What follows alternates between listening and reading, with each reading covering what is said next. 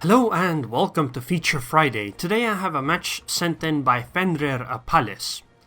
He titled the replay that was sent in with, "This is what a tier 8 to 10 battle should look like."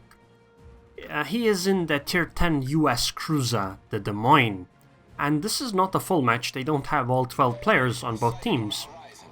And, well, I looked through the match and I agree. This is a nice battle. Like, his team plays like you would expect players to play.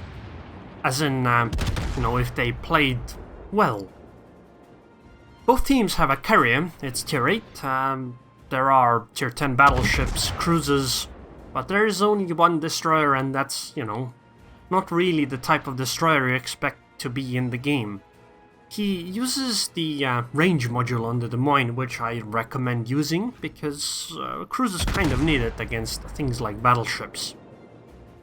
So, it's a match on ocean, which means that your team playing well is more important than normal, because, well, when I say well, I don't mean that they need to, kill all the enemies. I mean that battleships should push, destroyers should spot, cruisers should try to offer AA, things like that, instead of,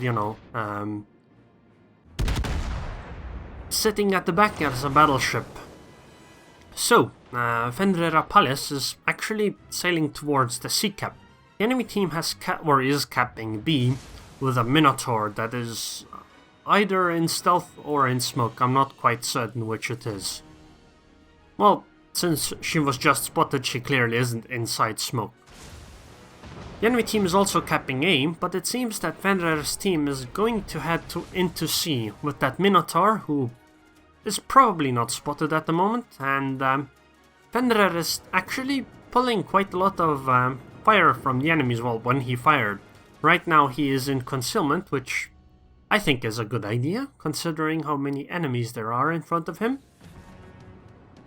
I think he is gonna head into the sea cap here, to try to cap. At least that's what I would do. No, actually, if you look at how close the Izumo is, she would spot him before he gets into the sea cap, although with the smoke up it's actually worth it to try.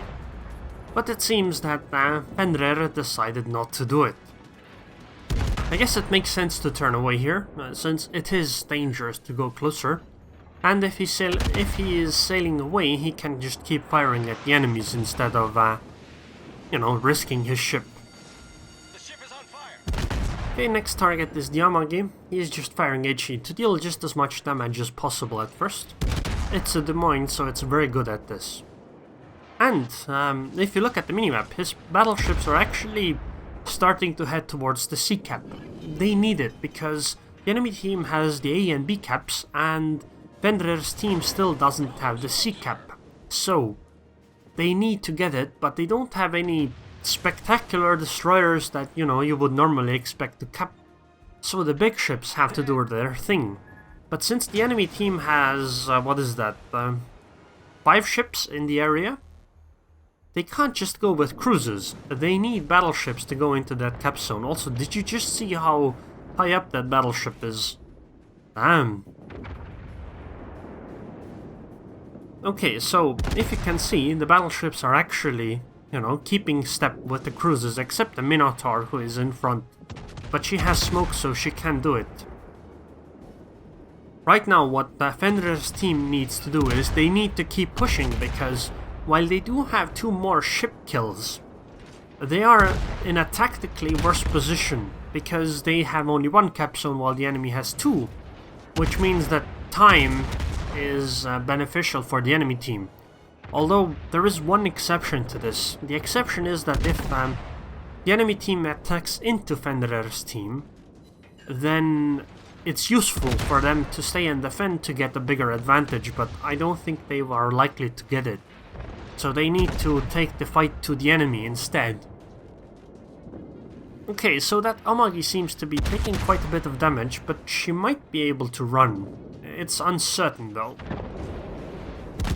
One of the reasons why Fenrir's team is doing so nicely though, in terms of how many ships they've killed, is because they all concentrated on the seaside, and now they are pushing together. And a Yamato is actually, you know, not the last ship in the line. And there is actually, the closest ship to the enemy team is a battleship. Which, you know, you don't really expect, especially on a map like Ocean. Although it might have to do a little bit with the fact that, you know, the battleships are aggressive. That might have a little bit to do with the fact that there are no destroyers, so they might not have to be afraid of at least not as many torpedoes. But, you know, the Iowa still is the closest ship to the enemy team. And this is very useful for them. Because the battleship is in front, this means that the cruisers can sail towards the enemy team. And, you know, they won't be picked off one by one, because some of the enemies are going to fire at the battleship, some are going to fire at the cruisers. So this spreads the damage out, which is very, very useful. So it's 7 minutes 10 seconds into the game. There has been a lot of HE spam at range.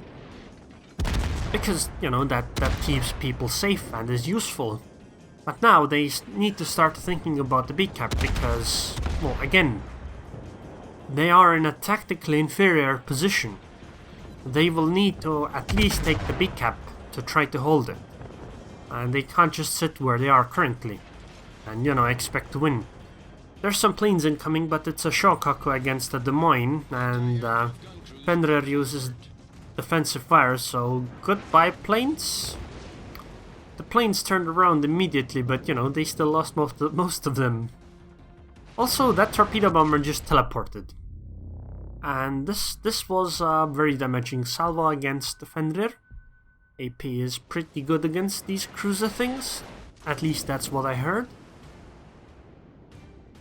Usually, one of the problems with backing off like this is that teams tend to follow people. And that is, if somebody, you know, the first person sails to the edge of the map, you will see that many of the enemies will also sail to the edge of the map. It also means that if teams don't sail to the edge of the map, you know, people are less likely to go there.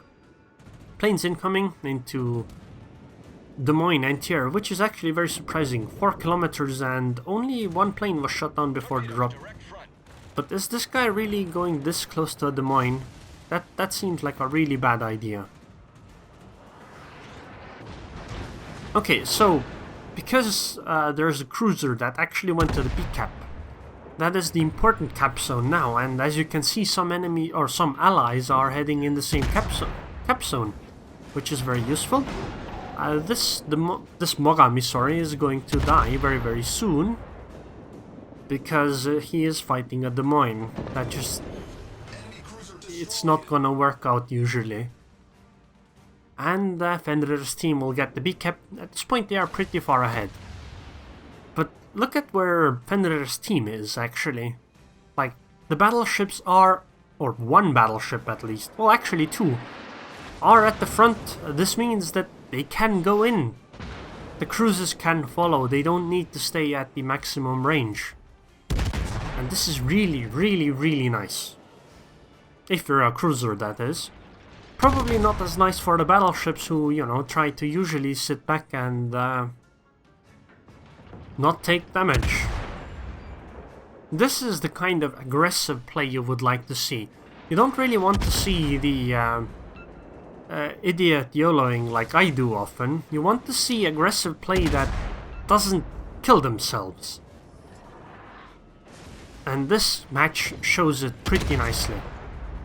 Although, to be fair, again, there are no sneaky torpedo destroyers on the enemy team, and on top of that, Fenrir's team is winning. Although, you know, you might argue that one of the reasons why they're winning is because their team is being this moderately aggressive that is useful for the team. Right at this moment, Fenrir stops firing because he wants to be in concealment. Unfortunately, some annoying plane ruined his plans. It's okay though, the cap zone is going to be taken in a second, and then it's time to just hunt that Kurfürst and the Aerroon down. I hope the Aerroon doesn't run away. Okay, planes incoming, so defensive fire up. That's just not gonna go very well for the Shokaku's planes. I mean, he is attacking into a Des Moines with a tier 8 carrier, and the Des Moines has defensive fire up. Literally all of them were wiped out before they could drop. Okay, so they can see... Oh! Oh. Well, that is unfortunate. The enemy team has an AFK Zao. I guess that could actually, you know, also play quite an important role in how strong a team seems to be. By the way, if you're firing at a stationary target that has their nose pointed directly towards you, you want to aim higher. You don't want to aim like waterline or even anything like that. You want to aim like really high, otherwise it won't hit the middle of the ship.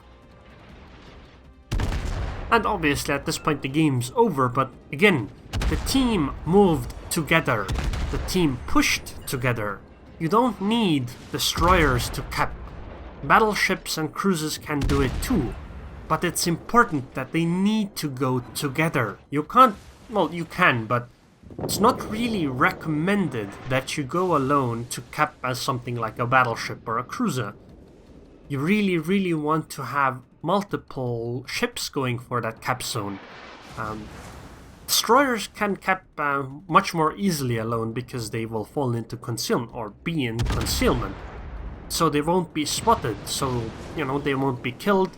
And if they are spotted by something, they can use smoke to get out of failure or similar. But for cruisers and battleships that doesn't apply, but that doesn't mean they cannot cap. You just need a few other teammates who will just push the enemies out of that cap zone and, you know, allow you to safely take it. Unfortunately, FenrirApalis was taken out, but it's only the second ship they have lost this game so far. Whereas the enemy team has lost 10 ships. Well, actually no, I haven't really counted them. It has to be less than 10. Rune, stop ruining away. You're giving a bad name to all runes if you do this. He's burning though, so it makes sense. And, well, this Shokaku seems to be in a bit of a pickle. And he's airfielding, so... this pickle of his own making. So, like I said, it wasn't an amazing match. He only did 78,000 damage, which, you know, is an okay result in Des Moines, with 24 planes shot down, especially in a match that's on ocean and isn't the full game. But again, I would like to emphasize that his team played well. They played together like an actual team, and this is just such a joy to watch for me. This is really nice if it happens to you as well. It's not so nice if it happens on the enemy team because, you know, you're going to be in trouble.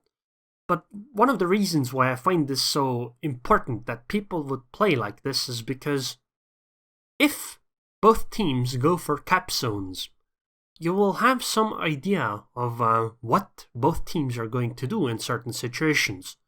Like if the enemy team takes all 3 cap zones, you will know that that your team now has to go into the cap zones. And this means that on the enemy team, destroyers are things that are very good at defending, like Royal Navy cruisers or, you know, torpedo destroyers. They will know that your team is going for the cap zones and they will be able to utilize that to their advantage.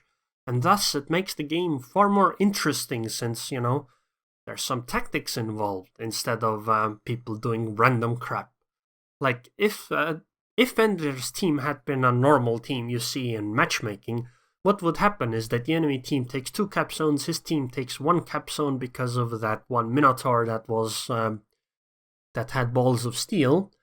They would take these, and then Fenrir's team would fall back and sit in their spawn more or less, and they would slowly lose out in points. And then at the end they're like, "Oh my God, Tashkent, why aren't you capping? Why aren't you capping your destroyer?" or something like that. So this was a joy to watch for me. In the team score panel, you can see that actually, experience-wise, it went really well. Like everyone on his team got over 1,100 XP. Unfortunately, the enemy Zao was AFK, so that was slightly diminishing. But still, Fenrir's team did really well. They had 3 ships over 2,000 points, and the top 2 are actually battleships. And they didn't even have, divisions, which means that this team play was because these people individually were good enough to realize that they should be pushing and, doing team things because it's a team game. Also, notice that only 2 ships on Fenrir's team didn't get the kill. And one of them was the Minotaur that kept... It was a very good team, and thank you very much for sending it in, FenrirApalis. It was a joy to watch. You can see how the damage went, only 20,000 fire damage, but 2.26 million potential damage in a cruiser. This is a number that's already good on a battleship. But on a cruiser, especially one like a Des Moines, this is very, very good. 82,000 damage taken, so those heals were utilized very well as well. It was a 13-minute game, so it was a very good one. Actually, 17,000 damage in a game like this is a lot.